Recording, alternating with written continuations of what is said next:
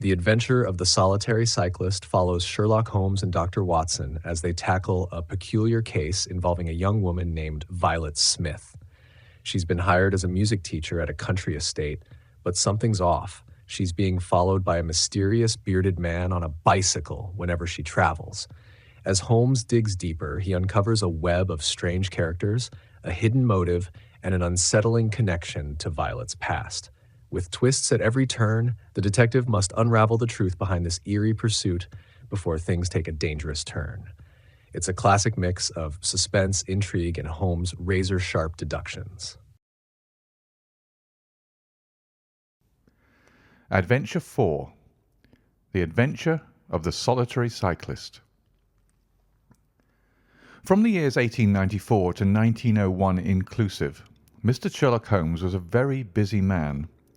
It is safe to say that there was no public case of any difficulty in which he was not consulted during those 8 years, and there were hundreds of private cases, some of them of the most intricate and extraordinary character, in which he played a prominent part. Many startling successes and a few unavoidable failures were the outcome of this long period of continuous work. As I've preserved very full notes of all these cases, and was myself personally engaged in many of them, it may be imagined that it is no easy task to know which I should select to lay before the public. I shall, however, preserve my former rule, and give the preference to those cases which derive their interest not so much from the brutality of the crime as from the ingenuity and dramatic quality of the solution. For this reason, I will now lay before the reader the facts connected with Miss Violet Smith, the solitary cyclist of Charlington, and the curious sequel of our investigation, which culminated in unexpected tragedy. It is true that the circumstance did not admit of any striking illustration of those powers for which my friend was famous, but there were some points about the case which made it stand out in those long records of crime from which I gather the material for these little narratives. On referring to my notebook for the year 1895, I find that it was upon Saturday the 23rd of April that we first heard of Miss Violet Smith. Her visit was, I remember, extremely unwelcome to Holmes, for he was immersed at the moment in a very abstruse and complicated problem concerning the peculiar persecution to which John Vincent Harden, the well-known tobacco millionaire, had been subjected. My friend, who loved above all things precision and concentration of thought, resented anything which distracted his attention from the matter in hand. And yet, without a harshness which was foreign to his nature, it was impossible to refuse to listen to the story of the young and beautiful woman, tall, graceful, and queenly, who presented herself at Baker Street late in the evening and implored his assistance and advice. It was vain to urge that his time was already fully occupied, for the young lady had come with the determination to tell her story, and it was evident that nothing short of force could get her out of the room until she had done so. With a resigned air and a somewhat weary smile, Holmes begged the beautiful intruder to take a seat and to inform us what it was that was troubling her. "At least it cannot be your health," said he, as his keen eyes darted over her. "So ardent a bicyclist must be full of energy." She glanced down in surprise at her own feet, and I observed the slight roughening of the side of the sole caused by the friction of the edge of the pedal. "Yes, I bicycle a good deal, Mr. Holmes, and that has something to do with my visit to you to-day." My friend took the lady's ungloved hand and examined it with as close an attention and as little sentiment as a scientist would show to a specimen. "You will excuse me, I am sure. It is my business," said he as he dropped it. "I nearly fell into the error of supposing that you were typewriting. Of course, it is obvious that it is music. You observe the spatulate finger ends, Watson, which is common to both professions. There is a spirituality about the face, however," she gently turned it towards the light, "which the typewriter does not generate. This lady is a musician." "Yes, Mr. Holmes, I teach music. In the country, I presume, from your complexion? Yes, sir. Near Farnham, on the borders of Surrey. A beautiful neighbourhood, and full of the most interesting associations. You remember, Watson, that it was near there that we took Archie Stamford, the forger. Now, Miss Violet, what has happened to you near Farnham, on the borders of Surrey? The young lady, with great clearness and composure, made the following curious statement. My father is dead, Mr. Holmes. He was James Smith, who conducted the orchestra at the old Imperial Theatre. My mother and I were left without a relation in the world except one uncle, Ralph Smith, who went to Africa 25 years ago, and we've never had a word from him since. When father died, we were left very poor, but one day we were told that there was an advertisement in the Times inquiring for our whereabouts. You can imagine how excited we were, for we thought that someone had left us a fortune. We went at once to the lawyer whose name was given in the paper. There we met two gentlemen, Mr. Carruthers and Mr. Woodley, who were home on a visit from South Africa. They said that my uncle was a friend of theirs, that he had died some months before in great poverty in Johannesburg, and that he had asked them with his last breath to hunt up his relations and see that they were in no want. It seemed strange to us that Uncle Ralph, who took no notice of us when he was alive, should be so careful to look after us when he was dead. But Mr. Carruthers explained that the reason was that my uncle had just heard of the death of his brother, and so felt responsible for our fate. Excuse me, said Holmes. When was this interview? Last December, 4 months ago. Pray proceed. Mr. Woodley seemed to me to be a most odious person. He was forever making eyes at me, a coarse, puffy-faced, red-moustached young man with his hair plastered down on each side of his forehead. I thought that he was perfectly hateful, and I was sure that Cyril would not wish me to know such a person. Oh, Cyril is his name? Said Holmes, smiling. The young lady blushed and laughed. Yes, Mr. Holmes, Cyril Morton, an electrical engineer, and we hope to be married at the end of the summer. Dear me, how did I get talking about him? What I wished to say was that Mr. Woodley was perfectly odious, but that Mr. Carruthers, who was a much older man, was more agreeable. He was a dark, sallow, clean-shaven, silent person, but he had polite manners and a pleasant smile. He inquired how we were left, and on finding that we were very poor, he suggested that I should come and teach music to his only daughter, aged 10. I said that I did not like to leave my mother, on which he suggested that I should go home to her every week-end, and he offered me 100 a year, which was certainly splendid pay. So it ended by my accepting, and I went down to Chiltern Grange, about 6 miles from Farnham. Mr. Carruthers was a widower, but he had engaged a lady housekeeper, a very respectable, elderly person called Mrs. Dixon, to look after his establishment. The child was a dear, and everything promised well. Mr. Carruthers was very kind and very musical, and we had most pleasant evenings together. Every week-end I went home to my mother in town. The first flaw in my happiness was the arrival of the red-moustached Mr. Woodley. He came for a visit of a week, and oh, it seemed 3 months to me. He was a dreadful person, a bully to everyone else, but to me something infinitely worse. He made odious love to me, boasted of his wealth, said that if I married him I could have the finest diamonds in London, and finally, when I would have nothing to do with him, he seized me in his arms one day after dinner, he was hideously strong, and swore that he would not let me go until I had kissed him. Mr. Carruthers came in and tore him from me, on which he turned upon his own host, knocking him down and cutting his face open. That was the end of his visit, as you can imagine. Mr. Carruthers apologized to me next day, and assured me that I should never be exposed to such an insult again. I have not seen Mr. Woodley since. And now, Mr. Holmes, I come at last to the special thing which has caused me to ask your advice to-day. You must know that every Saturday afternoon I ride on my bicycle to Farnham Station in order to get the 12:22 to town. The road from Chiltern Grange is a lonely one, and at one spot it is particularly so, for it lies for over a mile between Charlington Heath upon one side and the woods which lie around Charlington Hall upon the other.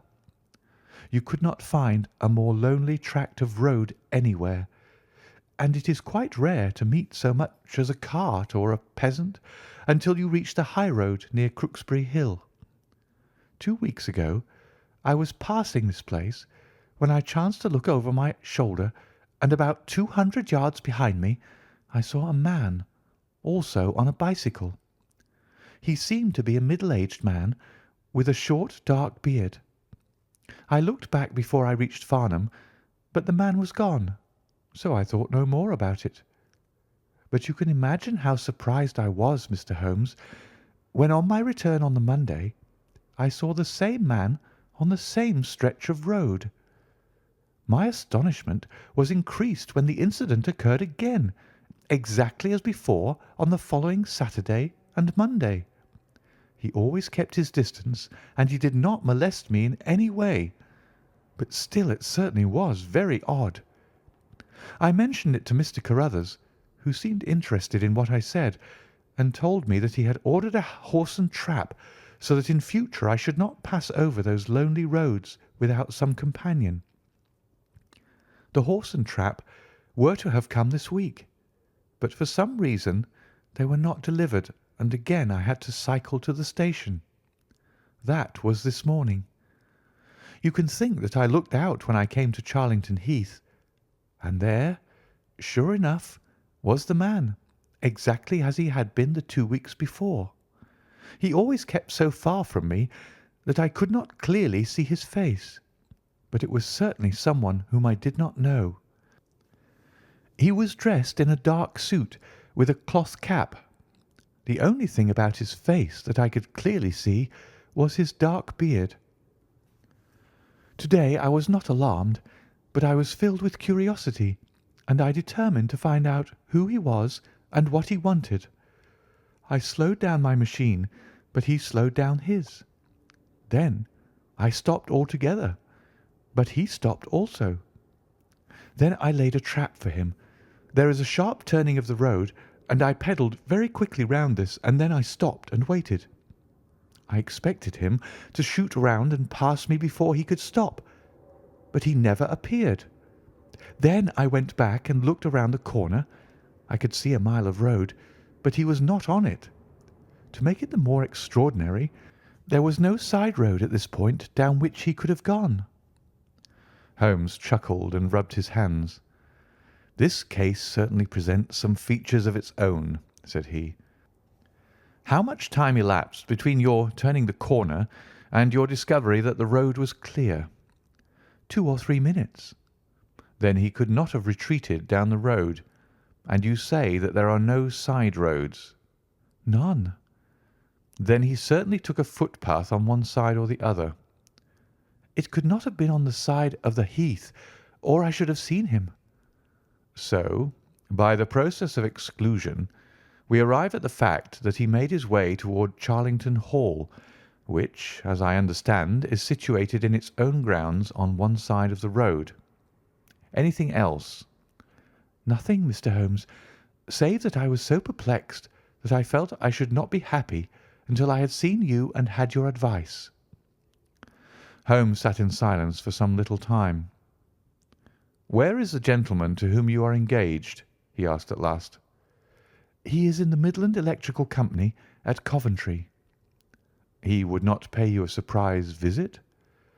"Oh, Mr. Holmes, as if I should not know him." "Have you had any other admirers?" "Several before I knew Cyril." "And since?" "There was this dreadful man Woodley, if you can call him an admirer." "No one else?" Our fair client seemed a little confused. "Who was he?" asked Holmes. "Oh, it may be a mere fancy of mine, but it had seemed to me sometimes that my employer, Mr. Carruthers, takes a great deal of interest in me. We are thrown rather together. I play his accompaniments in the evening. He has never said anything. He is a perfect gentleman. But a girl always knows." "Ha!" Holmes looked grave. "What does he do for a living?" "He is a rich man." "No carriages or horses?" "Well, at least he is fairly well to do, but he goes into the city 2 or 3 times a week. He is deeply interested in South African gold shares." "You will let me know any fresh development, Miss Smith. I am very busy just now, but I will find time to make some inquiries into your case. In the meantime, take no step without letting me know. Good-bye, and I trust that we shall have nothing but good news from you."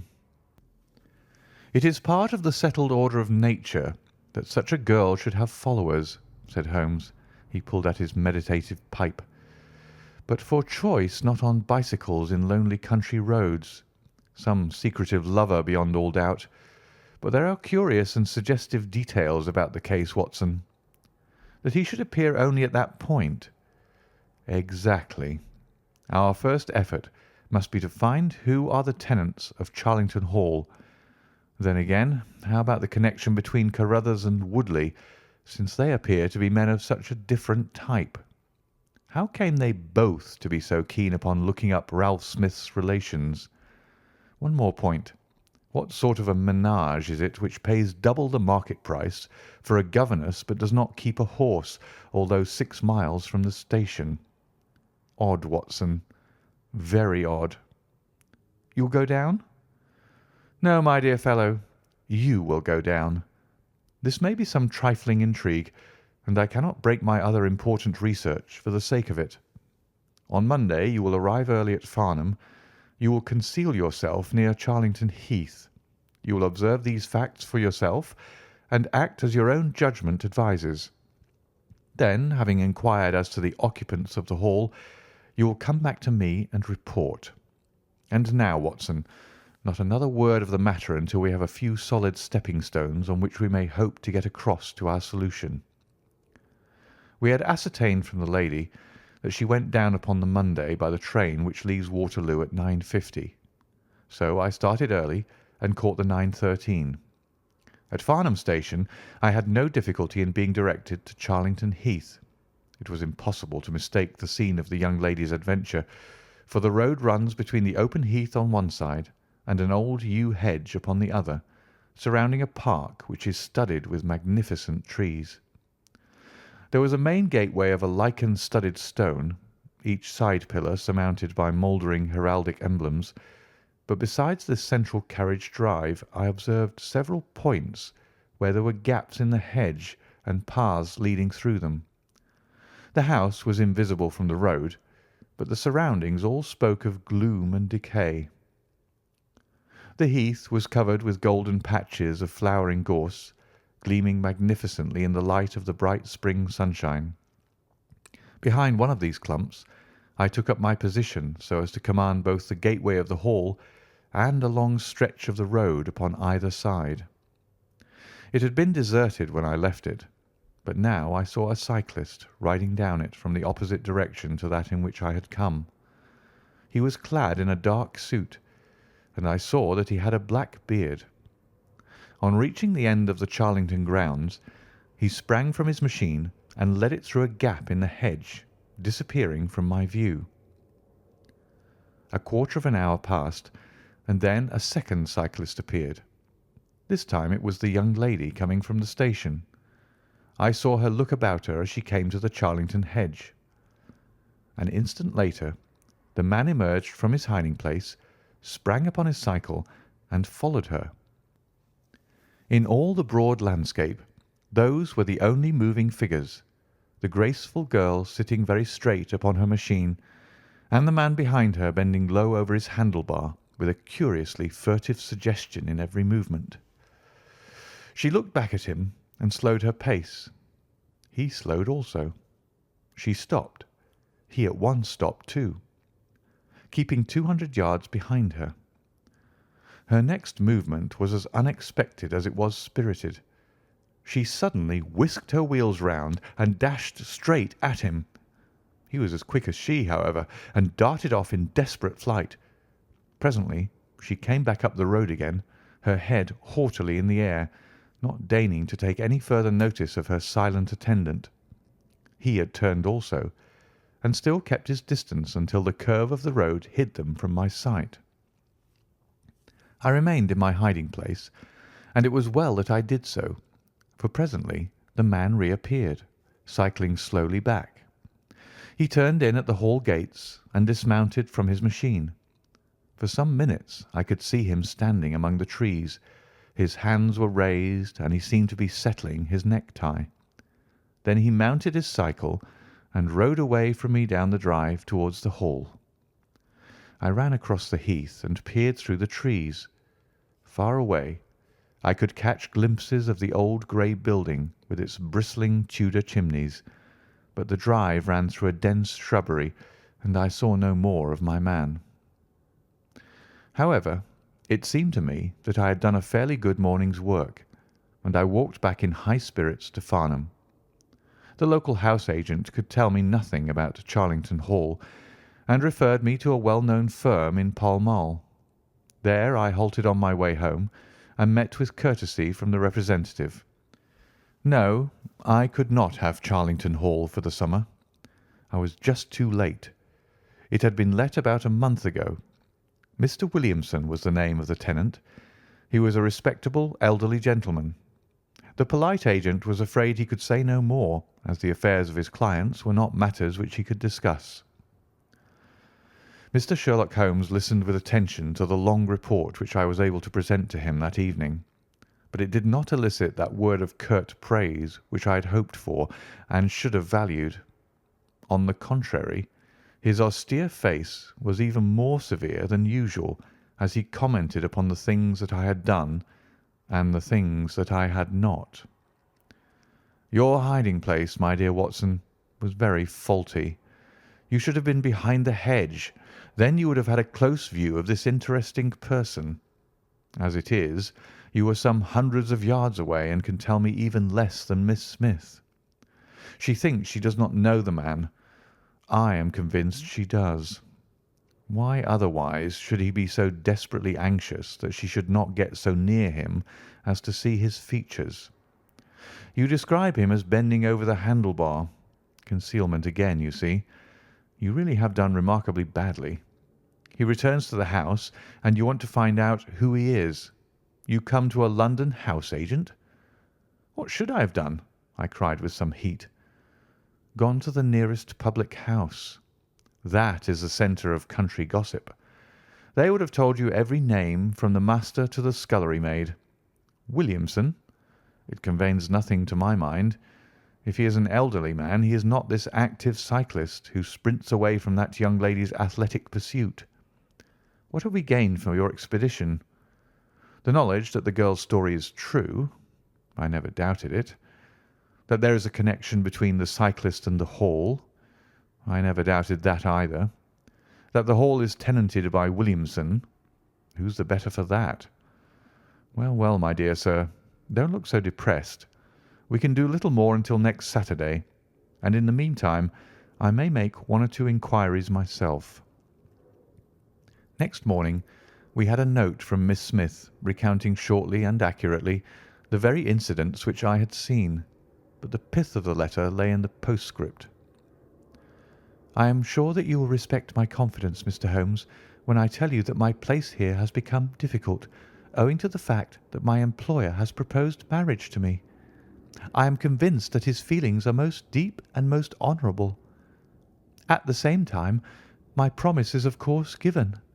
He took my refusal very seriously, but also very gently. You can understand, however, that the situation is a little strained. Our young friend seems to be getting into deep waters, said Holmes thoughtfully as he finished the letter.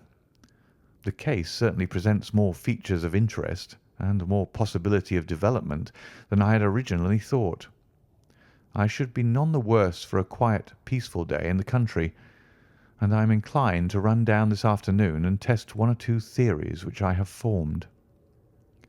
Holmes's quiet day in the country had a singular termination, for he arrived at Baker Street late in the evening with a cut lip and a discoloured lump upon his forehead, besides a general air of dissipation which would have made his own person the fitting object of a Scotland Yard investigation. He was immensely tickled by his own adventures and laughed heartily as he recounted them. "I get so little active exercise that it is always a treat," said he. "You are aware that I have some proficiency in the good old British sport of boxing. Occasionally it is of service. To-day, for example, I should have come to very ignominious grief without it." I begged him to tell me what had occurred. "I found that country pub which I had already recommended to your notice, and there I made my discreet inquiries. I was in the bar, and the garrulous landlord was giving me all that I wanted. Williamson is a white-bearded man, and he lives alone, with a small staff of servants, at the Hall. There is some rumour that he is, or has been, a clergyman, but one or two incidents of his short residence at the Hall struck me as peculiarly unecclesiastical. I have already made some inquiries at a clerical agency, and they tell me that there was a man of that name in orders, whose career has been a singularly dark one. The landlord further informed me that there are usually week-end visitors, a warm lot, sir, at the Hall, and especially one gentleman with a red moustache, Mr. Woodley by name, who was always there. We had got as far as this when who should walk in but the gentleman himself, who had been drinking his beer in the tap-room and had heard the whole conversation. Who was I? What did I want? What did I mean by asking questions? He had a fine flow of language, and his adjectives were very vigorous.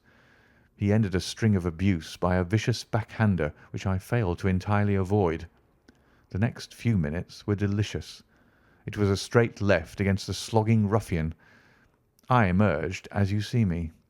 Mr. Woodley went home in a cart. So ended my country trip, and it must be confessed that, however enjoyable, my day on the Surrey border has not been much more profitable than your own. The Thursday brought us another letter from our client. "You will not be surprised, Mr. Holmes," said she, "to hear that I am leaving Mr. Carruthers' employment. Even the high pay cannot reconcile me to the discomforts of my situation. On Saturday I came up to town, and I do not intend to return. Mr. Carruthers has got a trap, and so the dangers of the lonely road, if there were any dangers, are now over.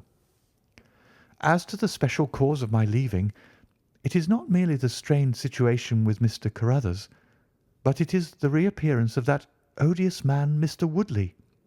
He was always hideous, but he looks more awful than ever now, for he appears to have had an accident, and he is much disfigured. I saw him out of the window, but I am glad to say that I did not meet him. He had a long talk with Mr. Carruthers, who seemed much excited afterwards. Woodley must be staying in the neighbourhood, for he did not sleep here, and yet I caught a glimpse of him again this morning, slinking about in the shrubbery. I would sooner have a savage, wild animal loose about the place.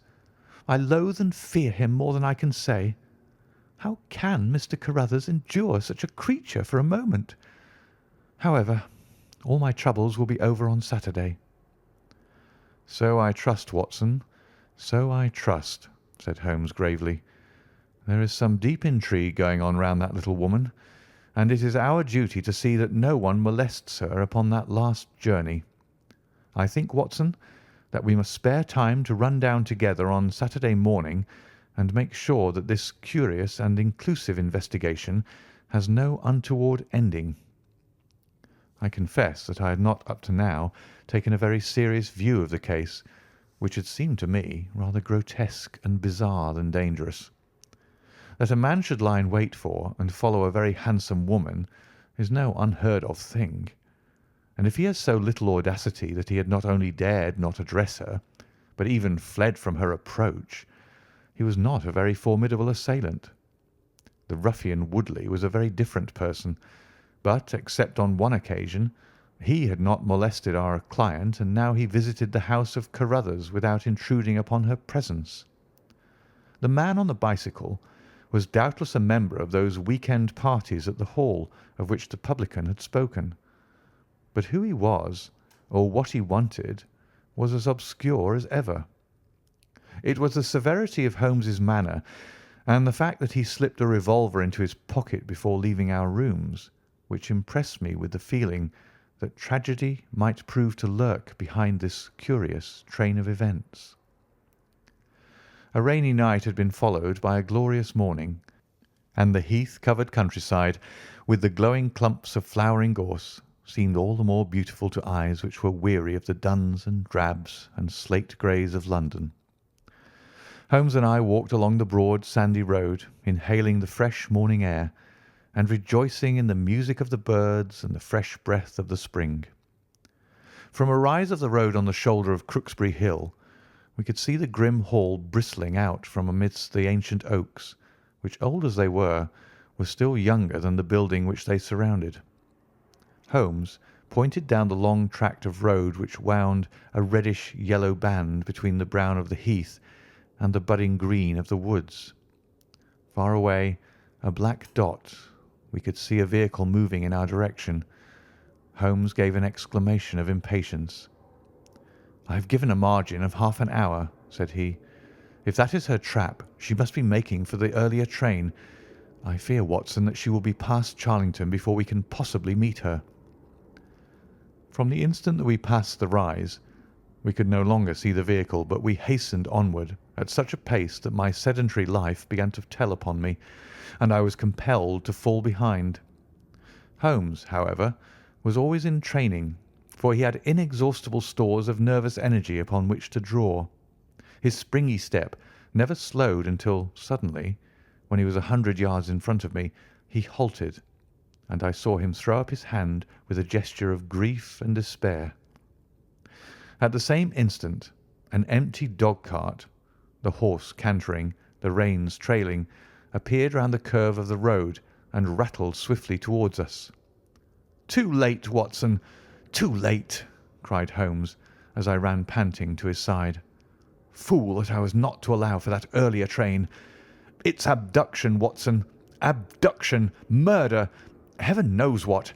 Block the road, stop the horse. That's right. Now jump in and let us see if I can repair the consequence of my own blunder." We had sprung into the dog-cart, and Holmes, after turning the horse, gave it a sharp cut with the whip, and we flew back along the road. As we turned the curve, the whole stretch of road between the Hall and the heath was opened up. I grasped Holmes's arm. "That's the man!" I gasped. A solitary cyclist was coming towards us. His head was down and his shoulders rounded as he put every ounce of energy that he possessed onto the pedals. He was flying like a racer. Suddenly he raised his bearded face, saw us close to him, and pulled up, springing from his machine. That coal-black beard was in singular contrast to eyes were as bright as if he had a fever. He stared at us and at the dog-cart. Then a look of amazement came over his face. "Hello! Stop there!" he shouted, holding his bicycle to block our road. "Where did you get that dog-cart? Pull up, man!" he yelled, drawing a pistol from his side. "Pull up, I say, or by George, I'll put a bullet into your horse." Holmes threw the reins into my lap and sprang down from the cart. "You're the man we want to see. Where is Miss Violet Smith?" he said in his quick, clear way. "That's what I'm asking you. You're in her dog-cart. You ought to know where she is." "We met the dog-cart on the road. There was no one in it. We drove back to help the young lady." "Good Lord! Good Lord! What shall I do?" cried the stranger in an ecstasy of despair. "They've got her, that hell-hound Woodley and the blackguard parson. Come, man, come. If you really are a friend, stand by me and we'll save her, if I have to leave my carcass in Charlington Wood." He ran distractedly, his pistol in his hand, towards a gap in the hedge. Holmes followed him, and I, leaving the horse grazing beside the road, followed Holmes.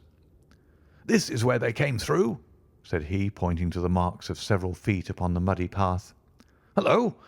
Stop a minute. Who's this in the bush?" It was a young fellow about 17, dressed like an ostler, with leather cords and gaiters. He lay upon his back, his knees drawn up, a terrible cut upon his head. He was insensible, but alive.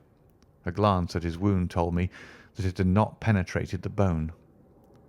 "That's Peter the groom," cried the stranger. "He drove her. The beasts have pulled him off and clubbed him. Let him lie. We can't do him any good, but we may save her from that worst fate that can befall a woman." He ran frantically down the path which wound among the trees. We had reached the shrubbery which surrounded the house when Holmes pulled up. "They didn't go to the house. Here are their marks on the left, here beside the laurel bushes. Ah, I said so." As he spoke, a woman's shrill scream, a scream which vibrated with a frenzy of horror, burst from the thick green clump of bushes in front of us. It ended suddenly on its highest note with a choke and a gurgle. "This way! This way! They're in the bowling alley!" cried the stranger, darting through the bushes. "Ah, the cowardly dogs! Follow me, gentlemen! Too late! Too late! By the living Jingo!" We had broken suddenly into a lovely glade of greensward, surrounded by ancient trees. On the farther side of it, under the shadow of a mighty oak, there stood a singular group of 3 people. One was a woman, our client, drooping and faint, a handkerchief round her mouth. Opposite her stood a brutal, heavy-faced, red-moustached young man, his gaitered legs parted wide, one arm akimbo, the other waving a riding crop, his whole attitude suggestive of triumphant bravado. Between them, an elderly, grey-bearded man, wearing a short surplice over a light tweed suit, had evidently just completed the wedding service, for he pocketed his prayer book as we appeared and slapped the sinister bridegroom upon the back in jovial congratulation. "They're married!" I gasped. "Come on!" cried our guide. "Come on!" He rushed across the glade, Holmes and I at his heels. As we approached, the lady staggered against the trunk of the tree for support. Williamson, the ex-clergyman, bowed to us with mock politeness, and the bully Woodley advanced with a shout of brutal and exultant laughter.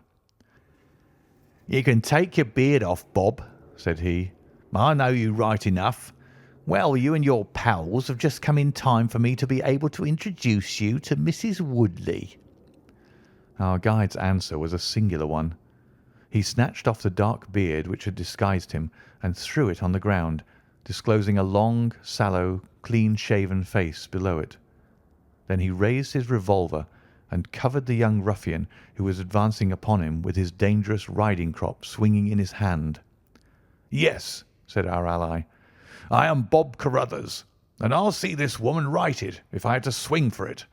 I told you what I'd do if you molested her, and by the Lord I'll be as good as my word."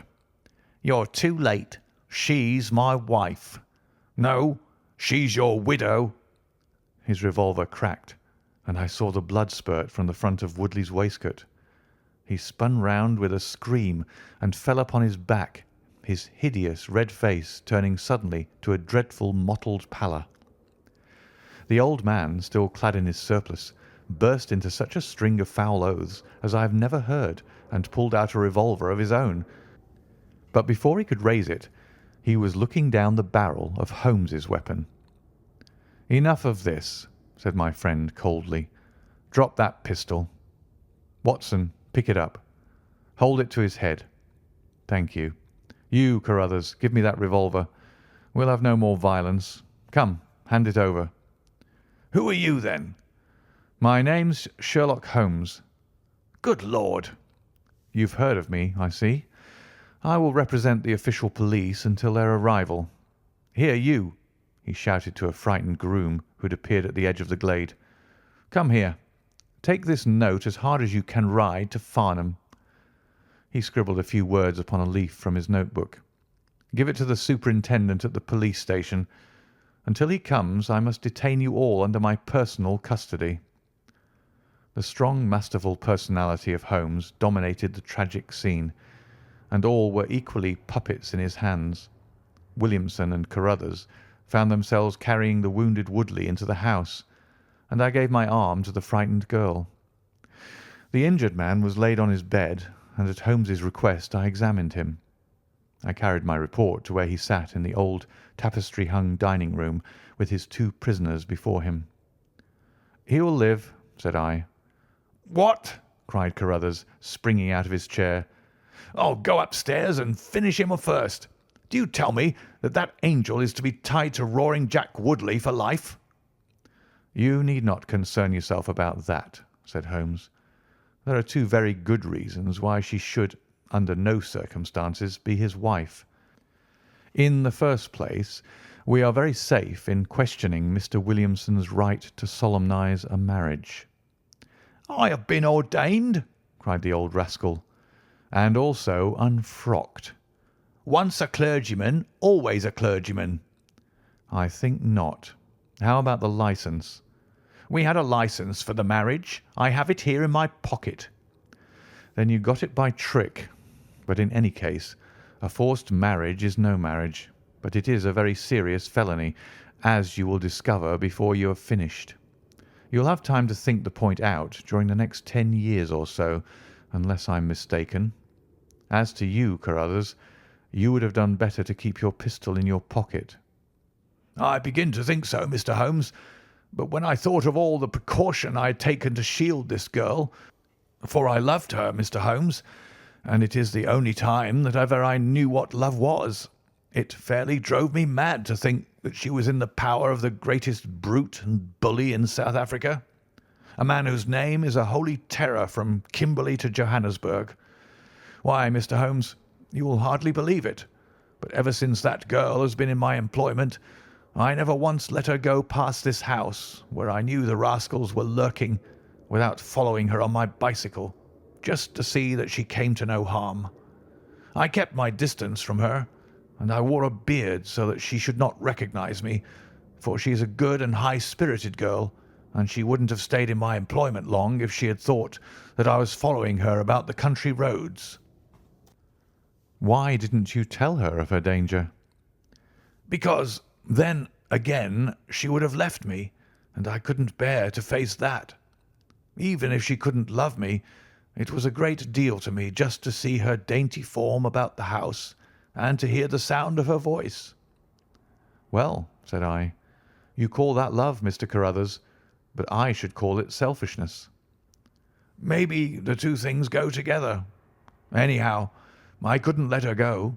Besides, with this crowd about, it was well that she should have someone near to look after her.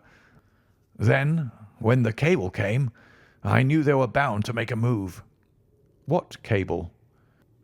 Carruthers took a telegram from his pocket. "That's it," said he. It was short and concise. "The old man is dead." Said Holmes. "I think I see how things worked, and I can understand how this message would, as you say, bring them to a head. But while you wait, you might tell me what you can." The old reprobate with the surplice burst into a volley of bad language. "By heaven," said he, "if you squeal on us, Bob Carruthers, I'll serve you as you served Jack Woodley. You can bleat about the girl to your heart's content, for that's your own affair, but if you round on your pals to this plain-clothes copper, it'll be the worst day's work that ever you did." "Your reverence need not be excited," said Holmes, lighting a cigarette. "The case is clear enough against you, and all I ask is a few details for my private curiosity. However, if there's any difficulty in your telling me, I'll do the talking, and then you will see how far you have a chance of holding back your secrets. In the first place, 3 of you came from South Africa on this game. You, Williamson, you, Carruthers, and Woodley." "Lie number 1, said the old man. "I never saw either of them until 2 months ago, and I've never been in Africa in my life. So you can put that in your pipe and smoke it, Mr. Busybody Holmes." "What he says is true," said Carruthers. "Well, well, 2 of you came over. His reverence is our own home-made article. You had known Ralph Smith in South Africa. You had reason to believe he would not live long. You found out that his niece would inherit his fortune. How's that, eh?" Carruthers nodded, and Williamson swore. "She was next of kin, no doubt, and you were aware that the old fellow would make no will." "Couldn't read or write," said Carruthers. "So you came over, the two of you, and hunted up the girl. The idea was that one of you was to marry her and the other have a share of the plunder. For some reason, Woodley was chosen as the husband. Why was that?" "We played cards for her and on the voyage, and he won." "I see. You got the young lady into your service, and there Woodley was to do the courting. She recognised the drunken brute that he was, and would have nothing to do with him. Meanwhile, your arrangement was rather upset by the fact that you had yourself fallen in love with the lady. You could no longer bear the idea of this ruffian owning her." "No, by George, I couldn't." "There was a quarrel between you. He left you in a rage and began to make his own plans independently of you." "It strikes me, Williamson, there isn't very much that we can tell this gentleman," cried Carruthers with a bitter laugh. "Yes, we quarrelled, and he knocked me down. I am level with him on that, anyhow. Then I lost sight of him. That was when he picked up with this outcast padre here. I found that they had set up housekeeping together at this place on the line that she had to pass for the station. I kept my eye on her after that, for I knew there was some devilry in the wind. I saw them from time to time, for I was anxious to know what they were after. 2 days ago, Woodley came up to my house with this cable which showed that Ralph Smith was dead. He asked me if I would stand by the bargain. I said I would not. He asked me if I would marry the girl myself and give him a share. I said I would willingly do so, but that she would not have me. He said, 'Let us get her married first, and after a week or two she may see things a bit different.' I said I'd have nothing to do with violence, so he went off cursing like the foul-mouthed blackguard that he was, and swearing that he would have her yet. She was leaving me this week-end, and I'd got a trap to take her to the station, but I was so uneasy in my mind that I followed her on my bicycle. She'd got a start, however, and before I could catch her, the mischief was done. The first thing I knew about it was when I saw you two gentlemen driving back in her dog-cart." Holmes rose and tossed the end of his cigarette into the grate. "I have been very obtuse, Watson," said he.